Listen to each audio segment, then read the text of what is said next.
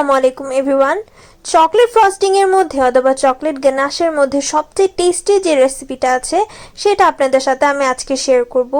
এই recipe follow করে যে কোনো চকলেট কেকের উপরে অথবা লেয়ারে দিলে যে কোনো চকলেট কেক কাপকেক অনেক বেশি টেস্টি হয়ে যাবে।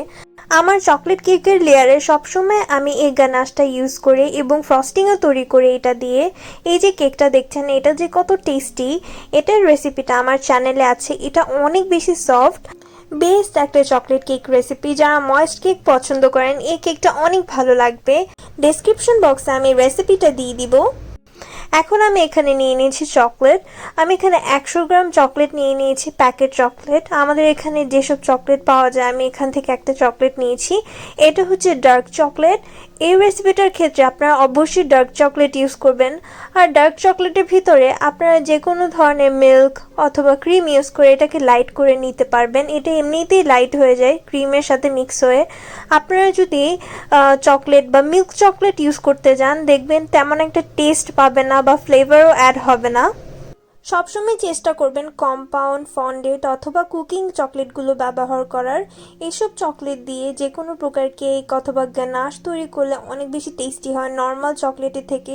আমরা যে ক্যাডবেরি, ডেয়ারি মিল্ক বা এসব ইউজ করি এগুলোতে কিন্তু তেমন প্রপার টেস্ট আসে না, আর এগুলোতে প্রচুর পরিমাণে মিষ্টি থাকে, তো কেক অযথায় অনেক বেশি মিষ্টি হয়ে যায়। এখন আমি এতে হুইপিং ক্রিম দিয়েছি আর চিনি দিয়ে দিচ্ছি। আপনারা যে কোনো ধরনের নর্মাল হুইপিং ক্রিম এখানে ইউজ করতে পারেন। যেসব হুইপিং ক্রিমের পিছনে লেখা থাকবে যে কুক করা যায় সেসব হুইপিং ক্রিম ইউজ করলে ভালো হয়। ফুটন্ত গরম পানির উপর পাত্রটা রেখে দিচ্ছি। পানিটা যদি ঠান্ডা হয়ে যায় আবারও গরম করে এটার উপরে দিয়ে রাখবো। আর চকলেটটা যখন প্রপারলি গলে যাবে একটা স্প্যাচুলা অথবা চামচ দিয়ে সুন্দর করে মিশিয়ে নিতে হবে। একদম চকলেটটাকে মেল্ট করা যাবে না। যখন দেখবেন মোটামুটি গলে গিয়েছে আর চামচ দিলে চাপ দিলেই গলে যাচ্ছে তখনই গরম পানির উপর থেকে নামিয়ে ফেলবেন। না হলে অনেক সময় দেখা যায় নিচ দিয়ে পুড়ে যায় চকলেটটা, তারপর অনেক বেশি ঘন হয়ে যায়, খেতে একদমই ভালো লাগে না। আমার চ্যানেলে চকলেট ছাড়া কিভাবে গানাশ তৈরি করা যায়, চকলেট, বাটার, ডালডা এসব ছাড়া, এটার একটা রেসিপি রয়েছে, আপনারা দেখে নিতে পারেন। এবং পানি দিয়েও কিভাবে আপনারা গানাশ তৈরি করতে পারেন সেটাও আমার চ্যানেলে আছে। আমি সবগুলো লিঙ্ক ডেসক্রিপশন বক্সে দিয়ে দিব। দেখতেই পাচ্ছেন আমি স্প্যাচুলার দিয়ে সুন্দর করে মিক্স করে নিচ্ছি। একটা জিনিস আপনাদের সাথে শেয়ার করতে চাই, সেটা হচ্ছে আপনারা সবসময় এই যে কফি দিচ্ছি কফি ইউজ করার ট্রাই করবেন। কফি দিলে যে কোনো চকলেট কেক হোক অথবা চকলেট ফ্রস্টিং হোক ফ্লেভারটা অনেক বেশি বেড়ে যায়। দরকার হলে সামান্য পরিমাণ দিবেন যদি আপনাদের কফি ফ্লেভার এতটা ভালো না লাগে।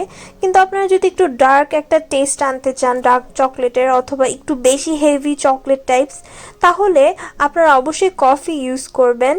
আমি এই গানাশটাতে সামান্য পরিমাণ অরেঞ্জ এসেন্সও ইউজ করেছি। অরেঞ্জ এসেন্সটা চকলেটের সাথে যে কতটা ভালো লাগে আপনারা একবার অবশ্যই দিয়ে দেখবেন, চকলেটের ফ্লেভারটাই ডিফারেন্ট হয়ে যাবে।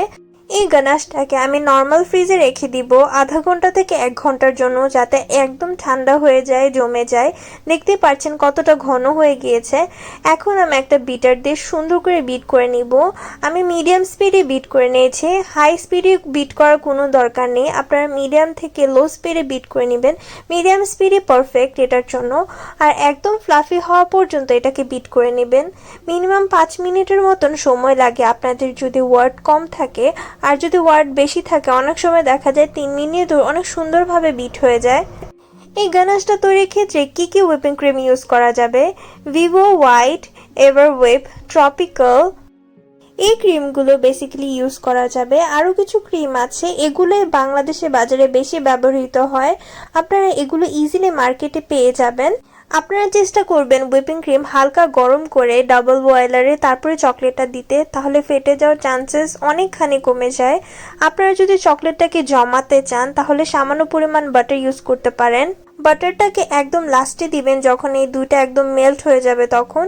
দেখতেই পাচ্ছেন পারফেক্টলি হয়ে গিয়েছে। এটা কিন্তু খেতে অসম্ভব মজা। একটা সিক্রেট বলে দিচ্ছি, যারা একটু ডার্ক কালার চকলেট ফ্রস্টিং চান আপনারা এই চকলেট ফ্রস্টিংটা তৈরি করে ফ্রিজে একদিন রেখে দিবেন, এটার কালারটা আরও ডার্ক হয়ে যাবে। আর যে কোনো কেক আপনারা এটা দিয়ে ডেকোরেশন করে ফেলতে পারেন।